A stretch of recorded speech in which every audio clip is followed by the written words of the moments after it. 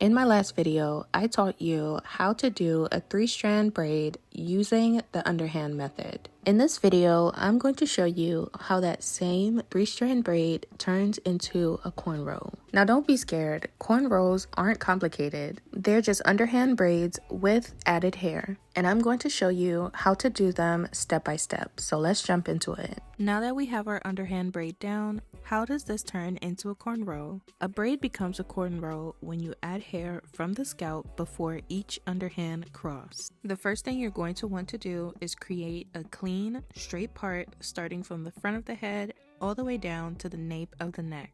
It can be a little tricky creating clean parts on mannequin heads, but just try your best. Once we've created our part and sectioned off the hair we want to braid, we're going to clip the rest of it away. I then like to tilt the mannequin head slightly so that it's more comfortable for me to braid and for me to better see what I'm doing. Now let's begin the braid. Our thumb, index, and middle fingers are going to be our main players here, while our ring fingers and our pinkies will help to hold the extra hair steady.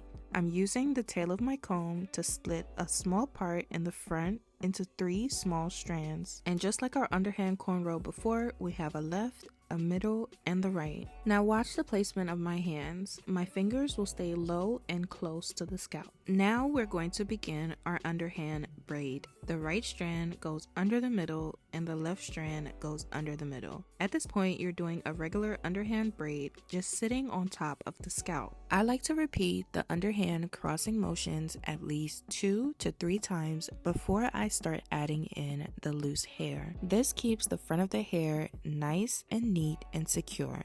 But here's the key to turning this into a cornrow. We're going to start adding in the hair. You can do this one of 2 ways. Either you can grab a small piece of the hair with your opposite hand and feed it into your thumb and index finger as I'm doing here. Or number 2, which is my favorite and the fastest, you can use your index finger to scoop a small amount of loose hair from the part.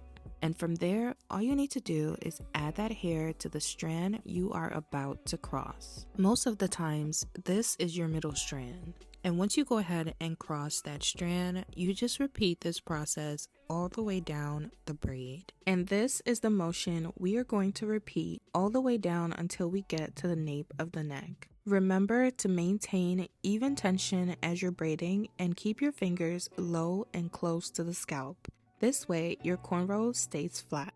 We're continuing this motion, moving straight back, following the part. Keep your braid centered in the section. Your braid should sit directly in the middle of your part from start to finish.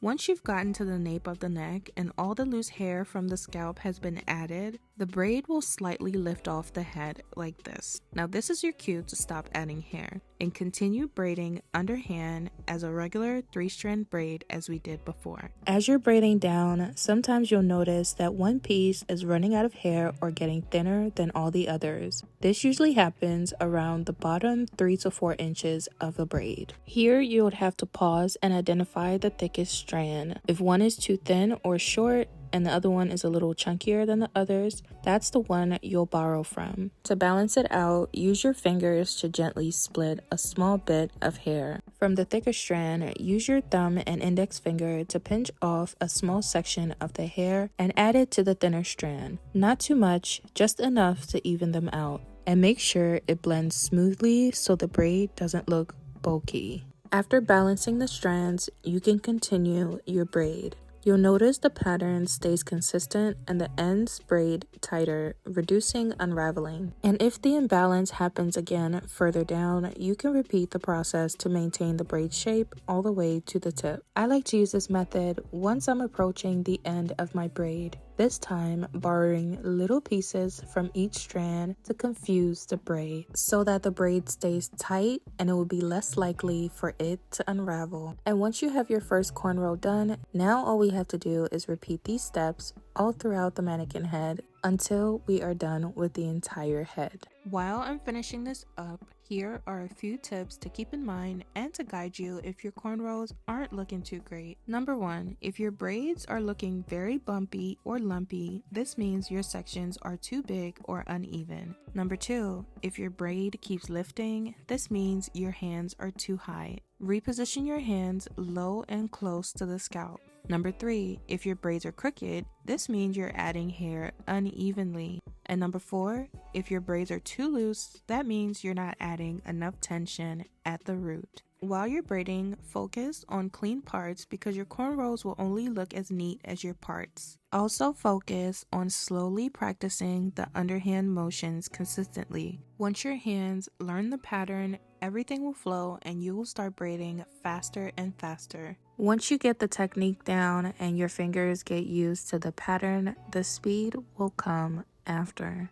Once your whole head is done, it should look something like this. And that's it. You just learned how to do a cornrow. Congratulations. I hope you found this video helpful and also hopefully it taught you a new skill. Now go practice it if you weren't following along already. We've reached the end of the video. Thank you so much for watching.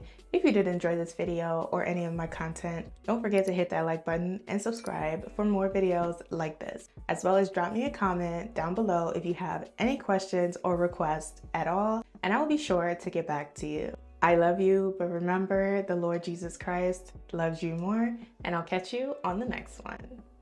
Bye-bye.